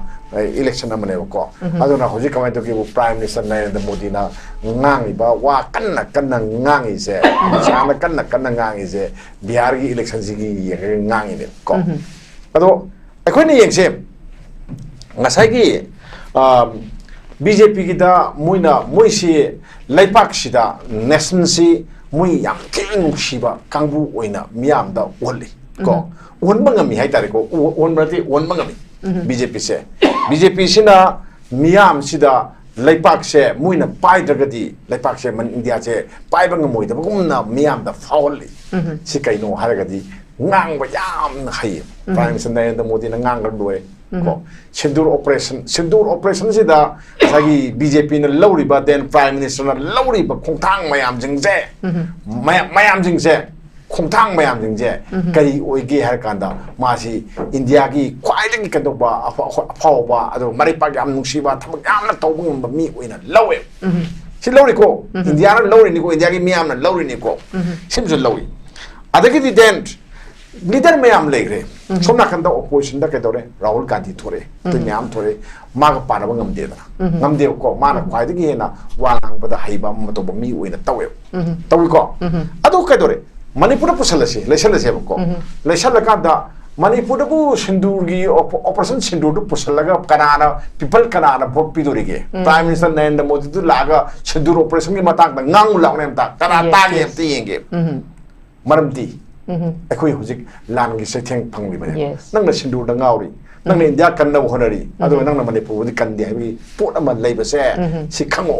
ꯁꯤꯃ ꯂꯩꯔꯦꯀꯣ ꯗꯦꯟ ꯑꯇꯣꯞꯄ ꯑꯃꯅ ꯀꯃꯥꯏꯅ ꯇꯧꯒꯦꯕꯨ ꯊꯥꯖꯕ ꯂꯤꯗꯔꯗꯣ ꯉꯁꯥꯏ ꯑꯍꯥꯟꯕꯗ ꯍꯥꯏꯕꯗꯣ ꯂꯤꯗꯔꯁꯤ ꯃꯥꯡꯈ꯭ꯔꯕꯅꯦ ꯑꯩꯈꯣꯏ ꯊꯥꯖꯕꯁꯦ ꯃꯥꯡꯈ꯭ꯔꯕꯅꯦꯕ ꯅꯈꯣꯏꯗ ꯑꯗꯣ ꯁꯤ ꯍꯥꯒꯠꯍꯟꯕ ꯍꯥꯏꯁꯦ ꯇꯔꯥꯏꯅ ꯍꯦꯛꯇ ꯌꯥꯒꯗꯕ ꯄꯣꯠꯁꯨ ꯅꯠꯇꯦꯕꯀꯣ ꯁꯤ ꯂꯩ ꯑꯗꯨꯅ ꯁꯤ ꯂꯥꯛꯀꯥꯟꯁꯤꯗ ꯉꯁꯥꯏ ꯁꯤꯁꯤꯅ ꯃꯔꯝ ꯑꯣꯏꯔꯀꯥꯟꯗꯅꯦꯕꯀꯣ ꯉꯁꯥꯏꯒꯤ ꯒꯃꯦꯟ ꯑꯅꯤ ꯄꯥꯏꯅ ꯀꯔꯝꯕ ꯒꯃꯦꯟ ꯗꯕꯜ ꯏꯟꯖꯤꯟꯒꯤ ꯒꯃꯦꯟ ꯂꯩꯅ ꯃꯅꯤꯄꯨꯔꯗ ꯆꯤꯡꯗꯁꯨ ꯇꯨꯔꯦ ꯀꯣ ꯇꯝꯗꯁꯨ ꯇꯨꯏ MP ꯑꯅꯤ ꯀꯣꯡꯒ꯭ꯔꯦꯁꯅ ꯆꯠꯈ꯭ꯔꯤꯁꯦ 이마 alternative ama high taragadi Manipur alternative ama high taragadi Congress natra musik government BJP lay and Congress high bashi adum tae ko tabanina akoida Congress pu namthuna naba order tagana ngasagi BJP pu namthuna naba gidamakta karan ba mitang tawa political party malik kadun sineko political party sine ko na ano political party malik ba regional party ni kera local party ni yam lui hai se ko vote me ada kamai tawni khoi regional party mayam na local party mayam se program ha tha do na phan bam tok tok kane ba ko ado miyam gi oiba lusing basing na tham na da miyam sina thajaba oiba thajaningai oiba mayam ama yaura kanda ogidam ne ba ko khoi miyam gi thajaba di kai da le ngasagi sel pai sel putok pangamba natra adagi magi thonga da lebak thon ba ngamba natra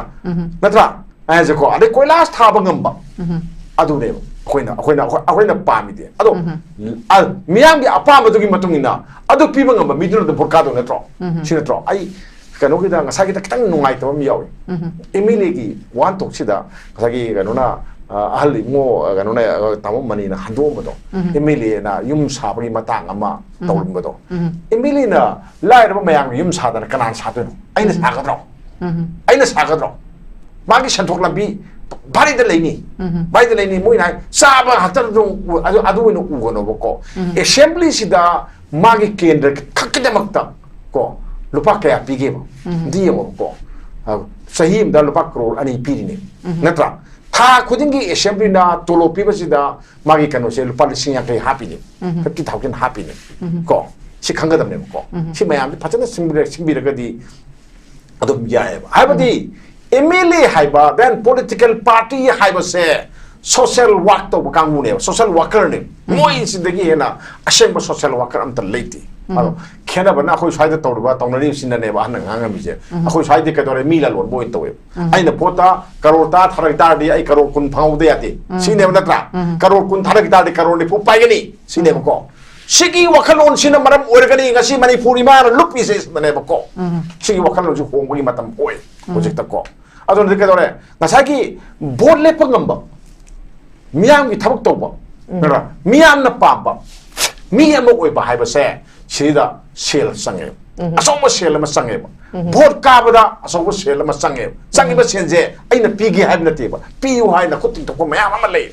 나트라 레트라 까나나 호규노 인비가 예rum가 까나나 할래금 하이금 네고 아이나 피다나 아이 파냐 아파바 타복 떠니나 하이간다 engwanda po piga dra ha pot ama lae ko sine akoi manipur se sathina wara bane project se wa bai da loira bani ko sing chu wai tam da su wai mairu sing chu wai ina khun ba su wai lae ba su wai natra wara kanda akoi na sadok pangam da badi akoi ngasagi electoral politics se masi sadok pangam di pau ai ngamdi na loe ko masendang hek ngam ba manipur suwa waro ko Manipur se waroi lai lai pak ni habdu sumdoi ne ko akoina bot thada basi bu param sumna thada ba gam ba ai gi inaw ne yangtra ba ai gi yambre ne yangtra ba ai gi yum sabi bani yangtra ba nen adagi di ai gi kodong cham bani ai inaw ni pa sibai da poyang sakpir bani habdo adu yengdana mara bot le pise masi mayang ya phaba thabuk tor kani na kallaga bot piba ngam ba oirba mai ba khutna bot ta ngam ngam ba piba ngam kilong ngam ba madu matam da manipur sa khuttu ne ko aduna tagade ka dore communal class adum thokani adum harani yakoi masen ko aduna nungjil pobopta nupi khudang paraga thaina singam bado adum chingkani swada ju chingkani ko chile ko aduna masagi MLA singsidi social work to bani madi ka doge madi tika to ba mato ko humna te ko madi ko mana tori sidi mayang thabuk to service to bani adu ki moi kana hai political party hai ji adu ki to ai mayang seba to jage ai mayang thol to jage na khud lo nai natro adu le ko adu ki khud lo na bado akoi mayam na phajana niyom chumna thabuk to honje ko lupam ta lodana thadagi ba mi amana sen chakhala gadi sahi phadeng da ma bu tangbal de sing thaba khoi ngamoi to ngamani da ji adu ngamba ya bayam le ko jikte si khoi ke khumyam khangna ga damne ba sini aduna manipurda sindur operation se pallubuda thojongna mathau tati ko mathau taroi then atopa mana wa ngangba prime minister na adagi laga yam ngangba hiba do ko swaida ngangba da taroi kai no harkada hindi khangde sumjaje mana ngangi do dum chapa ngangi do mayam na kuba khuyena kuram gani natra adagi swaida prime minister na ngangi ba mi singdu mana wa ngangi ba phajama wadu asagi hindi aiba nupa amna tawraga phajana handok piraga miyam da tahalaga di adu phaba adu prime minister na aigi mut kahe na yaroi natra mana hindi ngang ba natra sine ko aduna mana manipur se karba manipur no mana ungde notice karba man notice no ma ungde ko hindi gi ada bio bahino ina laurga seida koigi bharat mata ki jai ina laurga vote pi bodo ko manipur de piroi aduna akhoi sada di ke dore ngasagi eng sa ham da haje bodo ko aigi yum sarna ba leba gari ma hiram ba do aduna na maru we mangondgi sine ko aduna party ki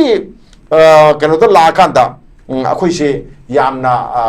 ꯍꯧꯖꯤꯛꯇꯤ ꯀꯩꯗꯧꯒꯦ ꯊꯥꯛ ꯌꯥꯝꯅ ꯍꯟꯊꯕ ꯂꯩ ꯑꯗꯨꯒ then ꯉꯁꯥꯏꯒꯤꯗ ꯍꯥꯏꯕꯤꯔꯛꯏꯕ ꯀꯣꯡꯒ꯭ꯔꯦꯁꯅ ꯇꯧꯔꯝꯕ ꯀꯣꯡꯒ꯭ꯔꯦꯁꯁꯤ ꯃꯌꯥꯝꯅ ꯈꯟꯕꯤꯔꯝꯒꯅꯤ ꯃꯇꯝ ꯁꯥꯡꯉꯦ ꯃꯣꯏꯅ ꯄꯥꯏꯔꯝꯃꯤꯁꯤꯀꯣ ꯑꯐꯕ ꯊꯕꯛ ꯃꯌꯥꯝ ꯑꯃ ꯇꯧꯔꯝꯃꯤ ꯑꯐꯕ ꯊꯕꯛ ꯃꯌꯥꯝ ꯇꯧꯔꯝꯃꯤ ꯑꯗꯦꯟ ꯑꯗꯒꯤꯗꯤ ꯃꯤꯌꯥꯝꯅ ꯇꯨꯀꯠꯆꯕ ꯊꯕꯛ ꯃꯌꯥꯝ ꯑꯃꯁꯨ ꯑꯗꯨꯝ ꯇꯧꯏ ꯁꯤꯗ ꯍꯧꯅꯕꯤꯅꯤꯀꯣ ꯑꯐꯕꯁꯨ ꯂꯩꯒꯅꯤ ꯐꯠꯇꯕꯁꯨ ꯂꯩꯒꯅꯤ ꯗꯦꯟ ꯍꯧꯖꯤꯛꯀꯤ ꯕꯤꯖꯦꯄꯤ ꯒꯃꯦꯟꯁꯤꯁꯨ ꯑꯐꯕꯁꯨ ꯑꯗꯨꯝ ꯂꯩ ꯐꯠꯇꯕꯁꯨ ꯑꯗꯨꯝ ꯂꯩꯀꯣ ꯉꯁꯥꯏꯒꯤ ꯃꯅꯤꯄꯨꯔꯒꯤ ꯆꯤꯐ ꯃꯤꯅꯤꯁꯇꯔ ꯑꯣꯏꯔꯝꯕ ꯃꯌꯥꯝꯅꯗꯤ ꯈꯥꯟꯅꯔꯕ ꯃꯤꯁꯦ ꯁꯤꯅ ꯀꯩꯗꯧꯒꯦꯕꯨ ꯆꯤꯐ ꯃꯤꯅꯤꯁꯇꯔꯒꯤ ꯍꯛꯁꯦꯜ ꯃꯥ ꯍꯧꯔꯝꯃꯤꯅ ꯍꯧꯗꯣꯛꯃꯤ ꯅꯠꯇ꯭ꯔꯣ ꯃꯥꯅ ꯍꯧꯗꯣꯛꯃꯤ ꯅꯠꯇ꯭ꯔꯣ ꯀꯔꯤꯒꯤ ꯃꯥꯕꯨ ꯑꯩꯈꯣꯏꯅ ꯃꯥꯕꯨ ꯃꯈꯨꯠ ꯄꯥꯏꯔ ꯆꯤꯡꯈꯠꯂꯨꯗꯣꯏ ꯃꯔꯝ ꯀꯩ ꯂꯩꯒꯦ ꯁꯤꯅꯦꯕ ꯑꯩꯈꯣꯏ ꯍꯪꯗꯣꯏꯁꯦ ꯅꯠꯇ꯭ꯔꯥ ꯑꯗꯨ ꯀꯔꯤꯒꯤꯅꯣ ꯃꯥꯒꯤ ꯊꯕꯛꯁꯤ ꯑꯐꯕ ꯊꯕꯛꯁꯨ ꯇꯧꯔꯝꯃꯦ ꯑꯗꯨ ꯁꯤ ꯇꯥꯛꯏꯅꯦꯕꯀꯣ ꯑꯗꯨꯒ ꯗꯦꯟ ꯑꯔꯣꯏꯕꯗ ꯃꯥ ꯍꯦꯔꯣ ꯁꯤꯗꯨꯅꯦꯕ ꯇꯧꯔꯤꯁꯤꯅ ꯑꯗꯨꯒꯤ ꯐꯤꯕꯝꯅꯦꯕ ꯂꯥꯛꯏꯁꯤꯡꯁꯦ ꯑꯗꯨꯅ ꯀꯣꯡꯒ꯭ꯔꯦꯁꯁꯨ ꯀꯩꯗꯧꯒꯦꯕꯨ ꯉꯁꯥꯏꯒꯤ ꯑꯣꯏꯕꯒꯤ ꯃꯇꯝꯗ ꯃꯥꯅ ꯄꯥꯏꯈꯠꯂꯝꯕ ꯑꯩꯈꯣꯏ ꯁ꯭ꯇꯦꯠꯀꯤ ꯄ꯭ꯔꯣꯖꯦꯛ ꯃꯌꯥꯝꯗꯣ ꯑꯩꯈꯣꯏꯅ ꯀꯥꯎ ꯌꯥꯒꯗ꯭ꯔꯣ ꯗꯦꯟ ꯁꯨꯒꯅꯨꯒꯤ ꯑꯩꯈꯣꯏꯒꯤ ꯀꯩꯅꯣꯅ ꯔꯟꯖꯤꯠꯅꯒ ꯑꯦꯝ ꯑꯦꯜ ꯑꯦ ꯔꯟꯖꯤꯠꯅꯒ ꯇꯧꯔꯝꯕ ꯊꯕꯛ ꯃꯌꯥꯝꯗꯣ ꯑꯩꯈꯣꯏ ꯀꯃꯥꯏꯅ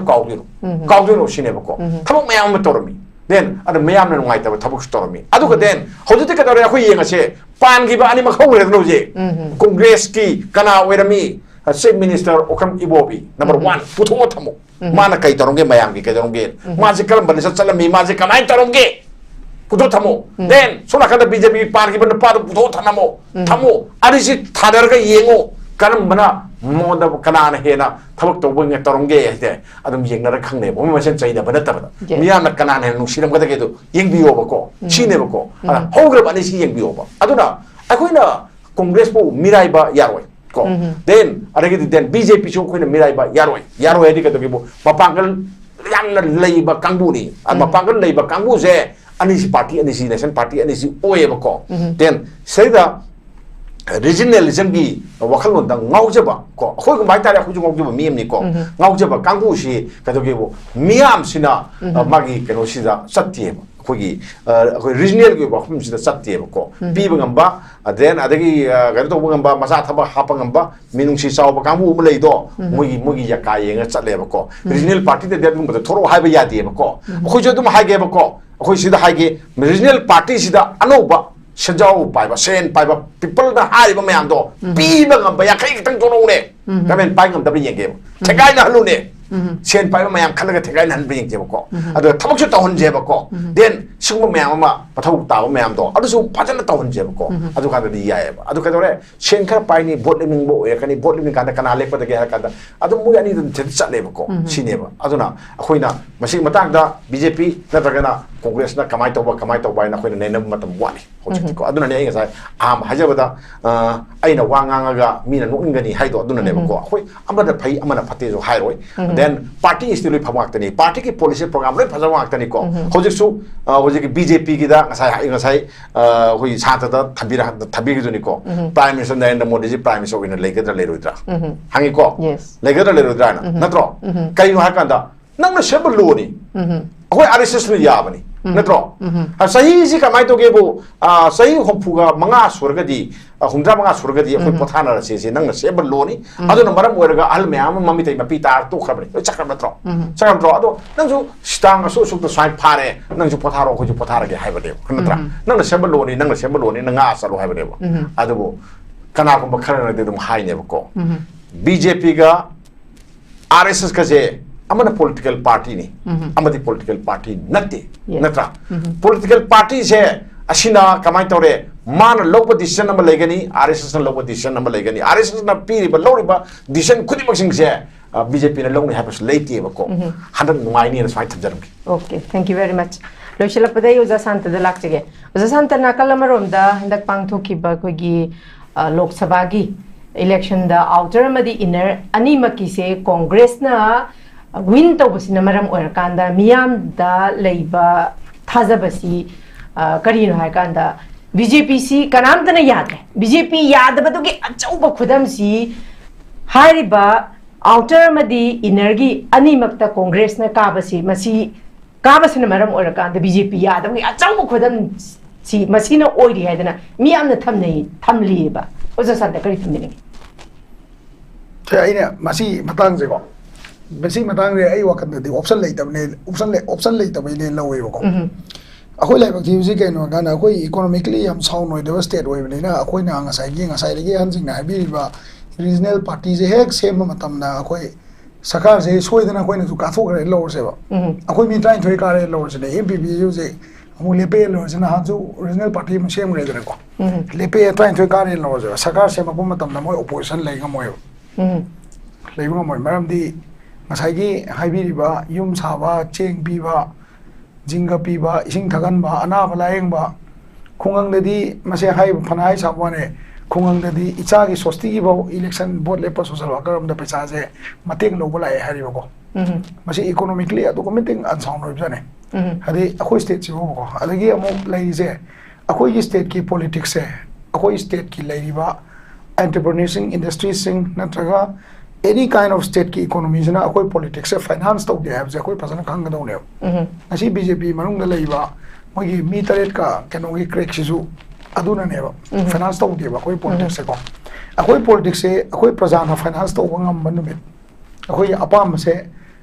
ꯅꯣꯏ ꯁꯝꯅ ꯍꯥꯏꯔꯕꯗ ꯆꯤꯐ ꯃꯤꯅꯤꯁꯇꯔ ꯑꯃꯗ ꯑꯩꯈꯣꯏꯅ ꯅꯉꯣꯟꯗ ꯏꯂꯦꯛꯁꯟꯗ ꯑꯩꯈꯣꯏꯅ ꯁꯞꯄꯣꯔꯠ ꯇꯧꯈꯤꯕ ꯑꯗꯒꯤ ꯑꯩꯈꯣꯏꯅ ꯅꯉꯣꯟꯗ ꯁꯣꯁꯤꯌꯦꯜ ꯋꯥꯔꯛ ꯇꯧꯕ ꯃꯇꯝꯗ ꯁꯞꯄꯣꯔꯠ ꯇꯧꯈꯤꯕ ꯑꯩꯒꯤ ꯂꯩꯀꯥꯏꯅ ꯁꯞꯄꯣꯔꯠ ꯇꯧꯈꯤꯕꯗꯣ ꯅꯪ ꯑꯩꯈꯣꯏꯅ ꯍꯥꯏꯕ ꯌꯥꯗ꯭ꯔꯗꯤ ꯇꯣꯛꯑꯣ ꯍꯥꯏꯕ ꯉꯝꯕꯒꯤ ꯀꯅꯥꯝꯇꯗ ꯀꯦꯄꯥꯁꯤꯇꯤ ꯂꯩꯇꯦ CSOꯗꯁꯨ ꯂꯩꯇꯦ ꯄ꯭ꯔꯖꯥꯗꯁꯨ ꯂꯩꯇꯦ ꯋꯥꯀꯔꯗꯁꯨ ꯂꯩꯇꯦꯕ ꯁꯤ ꯂꯩꯇꯕꯅꯤꯅ ꯉꯁꯥꯏꯒꯤ ꯑꯣꯞꯁꯟ ꯌꯦꯡꯉꯛꯄ ꯃꯇꯝꯗ ꯅꯦꯁꯅꯦꯜ ꯄꯣꯂꯤꯇꯤꯀꯦꯜ ꯄꯥꯔꯇꯤ ꯑꯅꯤꯁꯤꯒꯤ ꯃꯔꯛꯇ ꯑꯩꯈꯣꯏꯒꯤ ꯇ꯭ꯔꯤꯠꯃꯦꯟꯁꯦ BJPꯁꯤꯗꯤ ꯌꯥꯝ ꯁꯦꯡꯅ ꯍꯥꯏꯔꯒꯗꯤ LK ꯑꯗꯕꯥꯅꯤ ꯃꯇꯝꯗꯒꯤ ꯃꯌꯥꯝꯅ ꯌꯥꯈꯤꯗ꯭ꯔꯕ ꯄꯥꯔꯇꯤꯅꯦꯕ ꯑꯗꯨꯕꯨ ꯃꯅꯤꯄꯨꯔ ꯄ꯭ꯔꯖꯥꯁꯦ ꯌꯥꯝ ꯊꯨꯅ ꯀꯥꯎꯋꯦꯕ ꯌꯥꯝ ꯊꯨꯅ ꯀꯥꯎꯔꯖꯥꯠꯅꯤꯀꯣ ꯑꯍꯟ ꯑꯃ ꯂꯩ ꯑꯩꯒ ꯂꯨꯝꯇꯤꯅꯕ ꯔꯥꯖꯅꯤꯇꯤ ꯇꯧꯕ ꯃꯥꯅ ꯍꯥꯏꯖꯅꯤ ꯏꯅꯥꯎ ꯏꯕꯨꯡꯉꯣ ꯅꯪ ꯚꯣꯠ ꯂꯦꯞꯀꯦ ꯈꯜꯂꯗꯤꯀꯣ ꯍꯧꯖꯤꯛꯇꯩ ꯍꯧꯅ ꯄꯩꯁꯥ ꯑꯃ ꯊꯥꯗꯧꯅꯨ ꯅꯪ ꯆꯍꯤ 1 ꯃꯈꯥꯏ ꯈꯛꯇꯪ ꯂꯩꯔꯀꯥꯟꯗ ꯚꯣꯠ ꯇꯧꯒꯗꯕ ꯆꯍꯤ 1 ꯃꯈꯥꯏ ꯈꯛꯇꯪ ꯂꯩꯔꯀꯥꯟꯗꯀꯣ ꯄꯩꯁꯥ ꯐꯖꯅ ꯊꯥꯗꯧ ꯏꯕꯨꯡꯉꯣ ꯑꯗꯨꯝ ꯀꯥꯅꯤ ꯃꯅꯤꯄꯨꯔ ꯄ꯭ꯔꯖꯥ ꯌꯥꯝ ꯊꯨꯅ ꯀꯥꯎꯕꯅꯦ ꯍꯥꯏꯁꯤꯅꯤ ꯅꯪ ꯉꯁꯤ ꯇꯧꯈꯤꯕ ꯃꯌꯥꯝꯁꯦ ꯃꯅꯤꯄꯨꯔ ꯄ꯭ꯔꯖꯥꯁꯦ ꯍꯌꯦꯡ ꯉꯁꯤ ꯑꯗꯨꯝ ꯀꯥꯎꯒꯗꯕꯅꯦ ꯍꯥꯏꯁꯤꯅꯤ ꯃꯁꯥ ꯚꯣꯠ ꯂꯦꯞꯄꯤꯕ ꯃꯤꯅꯦ ꯍꯥꯏꯁꯦꯀꯣ ꯑꯗꯨꯅ ꯑꯩꯈꯣꯏꯒꯤ ꯄ꯭ꯔꯖꯥꯒꯤ ꯃꯦꯟꯇꯥꯂꯤꯇꯤꯁꯦ ꯑꯩꯈꯣꯏ ꯄ꯭ꯔꯖꯥ ꯐꯠꯇꯦ ꯍꯥꯏ ꯌꯥꯄꯣꯟꯇꯦꯀꯣ ꯑꯩꯈꯣꯏ ꯄ꯭ꯔꯖꯥꯁꯦ ꯍꯣꯠꯅꯕ ꯌꯥꯝ ꯀꯟꯕ ꯄ꯭ꯔꯖꯥꯅꯤ ꯈꯥꯡꯕ ꯌꯥꯝ ꯀꯟꯕ ꯄ꯭ꯔꯖꯥꯅꯤ ꯑꯗꯨꯅꯕꯨ ꯉꯁꯥꯏ ꯑꯩꯅ ꯍꯥꯏꯖꯔꯤꯗꯨꯅꯤ ꯉꯁꯤꯐꯥꯎꯗ BJP ꯄꯦꯟꯗ꯭ꯔꯦꯅ ꯃꯌꯥꯝꯅ ꯆꯩꯕꯤꯔꯤꯕ ꯑꯦꯟ ꯕꯤꯔꯦꯟꯁꯤꯗ ꯆꯩꯔꯤꯕ ꯈꯨꯆꯩꯁꯦ ꯍꯦꯛꯇ ꯑꯔꯣꯏꯕꯤ ꯊꯥꯒꯩ ꯀꯅꯥꯝꯇꯅ ꯆꯥꯗ꯭ꯔꯤꯕ ꯈꯣꯟꯊꯤ ꯆꯥꯔꯤꯁꯦ ꯀꯅꯥꯝꯇꯅ BJPꯁꯦ ꯐꯠꯇ꯭ꯔꯦ ꯑꯩ ꯇꯣꯛꯑꯒꯦ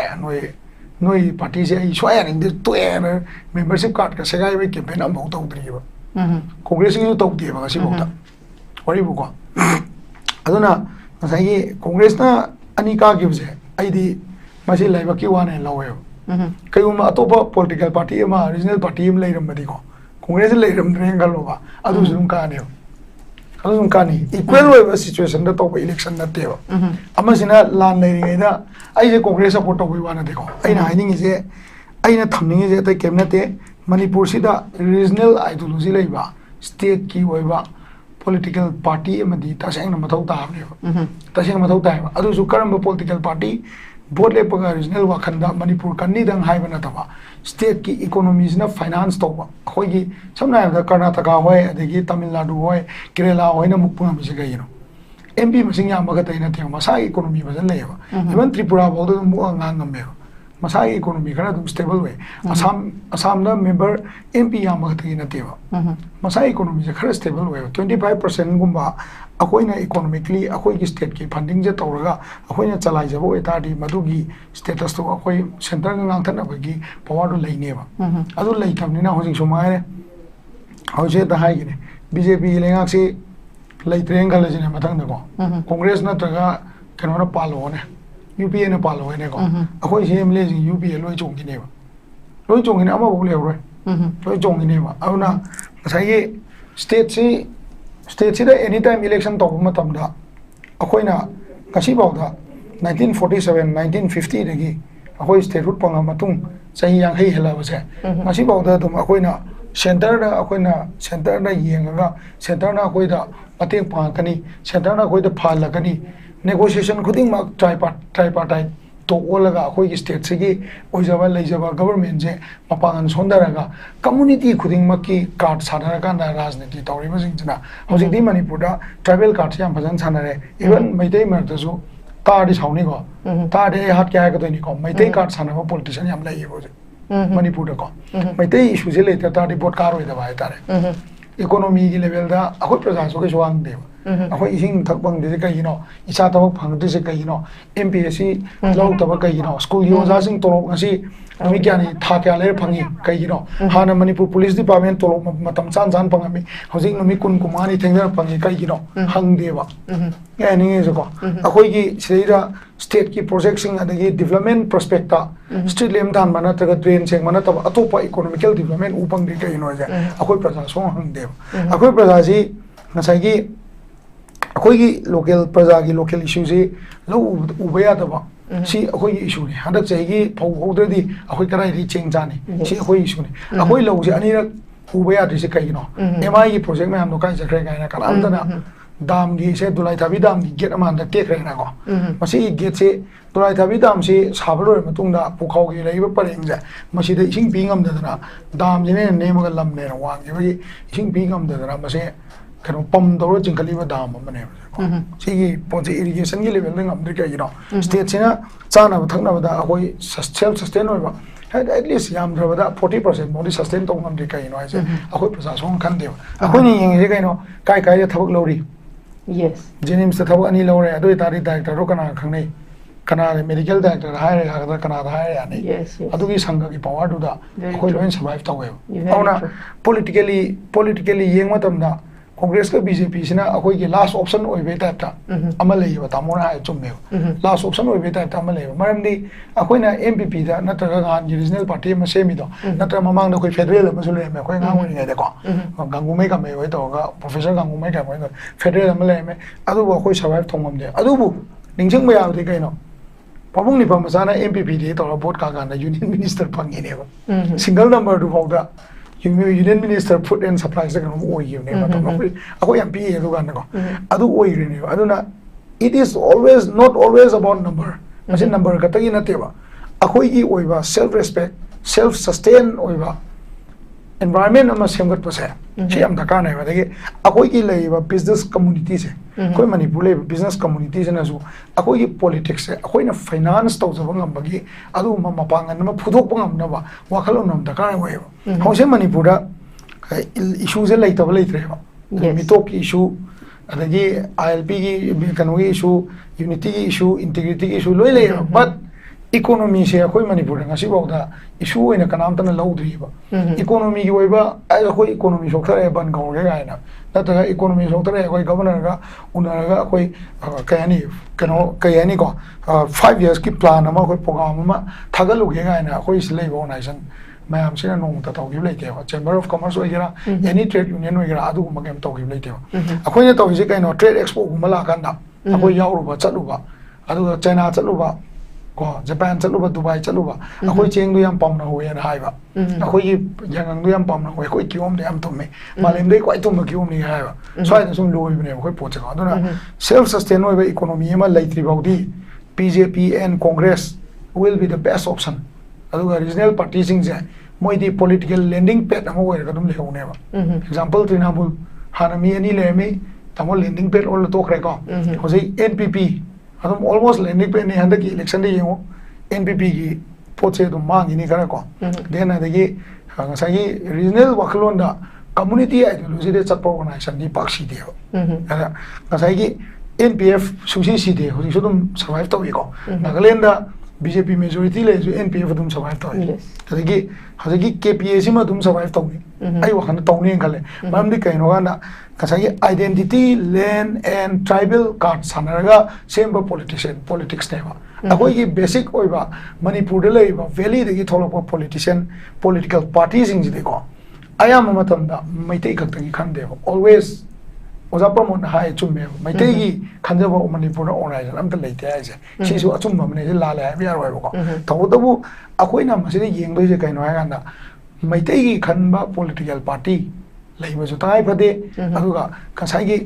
apunba Manipur se gi identity se sigi potse gi yenga move to the political parties ju daga oi hai go punamak se paisa yaudan ran to yar rajniti ran to ja paisa change phirana je free de lak pauna te ko bazar ri phi le tu doi ne ba madu de yung na wa do free de lak pauna te ko madu lei re yung doi ne ba ada prajana lao nang phiran do ai yung bi ge noi bole po hai gi poti lai te ba na ta aduna sa gi yam simple da kai no hai ga na congress da ka gi BJP da ka gi ba se it is all about luck masi akoi gi only two option ne mam de koi center de pesa low ni na ko akoi contribution yam lai te akoi contribution lai ba no mi tu da akoi BJP congress hai ba se ka shu yeng ho ya ba se is mai tam sa Okay. Thank you very much. I'm the Merik Shumba Warol Gam Tambiri. Ngasigi khoi pokchari topic asida tongan panelist of nama samasagi ba Warol Gam Tambiduna apung fahan bi bagi demakta hanna panelist ahumakbu new TV mai kai dagi thagachari. Thank you very much for sparing your precious time. Loshilapeda khoi ngasi pokchari ba topic sida gain BJP regain trust on public haribase the BJP da miyamna thajabasi tasengna mak manglibra mangdabra haibasi maksu ngasi tongan panelist ahum na thambiriba warol sigi matungina di amuk sumang manba amuk sumang daba manba gi achauba akoigi chamamnaba makhaktani lairiba se adumapu hojik thambiriba sida akoigi option laitabana maram oirakanda BJP amadi Congress haiba national party ani sina adumak habidi akoi option laitrabane ani simakta adumak karaita ge habada makoi niksida adumak taba dubu tangai phadana lairiba sida akoigi regional party ma sagat pa habasisu masi akoi economic sound oidragadi masisu dumak sagat pangam loi hariba wafam sisu dumak chumdaba wafam amak khaktin nate dumak pu lairiba manipur gi situation sida koi development su dumak mi atopa state singa yengnaruba da koi khumang chauction ba state amakhak oidri dumak pu koi 2020-27 gi election asi dumak masigi preparation ama akoi phongna tawdraba maksu akoi tawba gi mami makakti ure habas miyamna khangdabadin mak natte dumakpu akoi voter singsigi makutta representative singsigi laibak sil lairibanina akoi gi asoiba tangai phadana akoi su manipur si akoi gi amtang kandaba yade akoi gi generation singi tungi cha singi damakta yenglakanda akoi tangai phadana akoi karaida karida koi semdok patangai phade habi matang si koi amtang isana isagi asoiba ai isada gi hauraga amtang semdok minarakanda akoi amtang changsemina si haba warol se thamjawa loinana ngasi gonadi miyeng tabiro khwai punam mafamdagi kainan wa yatang nizari till then take care jase and good night Hakchang phana thamge hairabadi iramda masimakta leiba khwaidagi pharaba hospital singi manungda ama oiriba Babina Hospital leijari mafam asida thajaba yaraba amadi sel yamna changdana specialty kunhen bada ana layeng bagi khudong chaba pizari pediatrics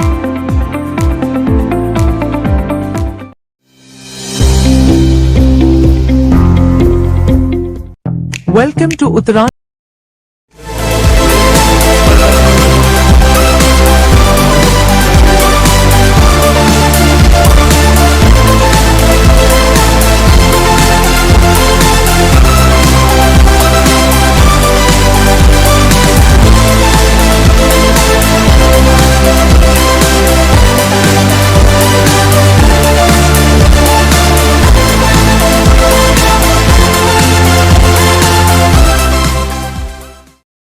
Shahi khudingi miyo lising kaya NEET exam to qualified oragaso sudna tagi miyo ikhadamak government selection phangduna MBBS tambai khudong chaba phang lemhoriba NEET qualified oraba student singda wahang khara lae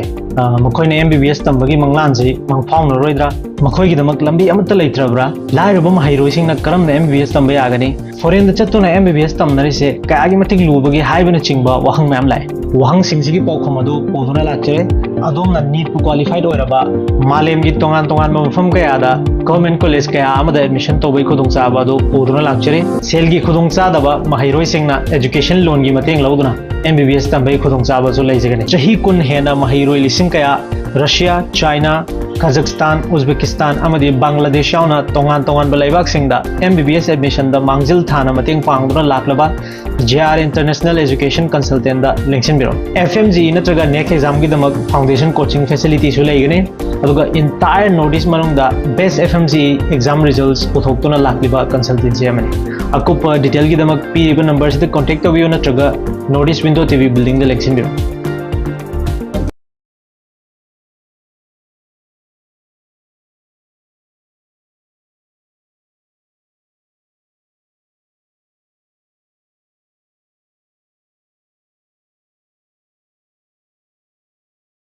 पैसा यामना लेजदबा मीसिंगी हदि लाइरब सिंगी दमक्तदि यामना खुदोंग साइ अखोन tuition fee P हादुना सिदा education मोगी system सिदा फजना सोइब खोप केमता लेते फजना तंबी hospital doctor माई पाकनब होनरपा हैथोई सिंथोरब पैरामेडिक्स हेल्थ केयर टेक्नीशियन सिंगी अचौब थौदांग ले JR Institute of Medical Sciences ता degree diploma in MLT, OTT, RIT, Diabetes Management, Clinical Nutrition असिनचिंगबा पैरामेडिकल की फील्ड यामना थाक वांगलबा एजुकेशन hands on training पिजरी Pharmacy Council of India na approve तौरबा pharmacy की डिप्लोमा कोर्स सु यामना अफोर्डेबल ओइबा फी स्ट्रक्चर दा पिजरी